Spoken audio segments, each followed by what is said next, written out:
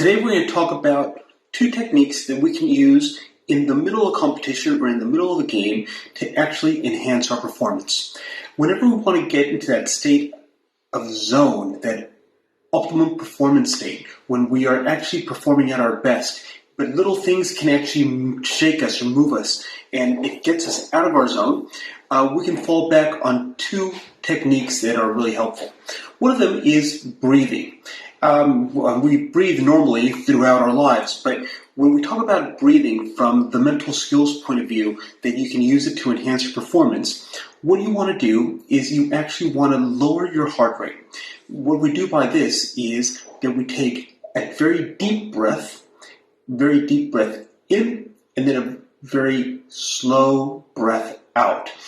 If we are able to manage that our deep breaths are about no more than 5 breaths a minute, so it could be actually 3 long, deep breaths that will take us about 30 seconds, that can actually reduce our heart rate, focus us in what we're doing in that moment, and restart ourselves to that next performance task that we have before us. So if this was a rugby game and we have just been scored against, we can take a deep breath, do 3 very long deep breaths. It should take close to 30 seconds, and that will lower our heart rate, lower our levels of anxiety, and then allow us to place ourselves in that moment for the next performance task that we need to face.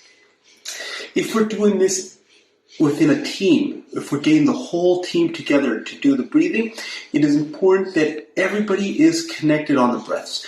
Don't just do the breathing for the sake of doing it. Make sure everybody comes together and everybody is breathing on the same long breaths.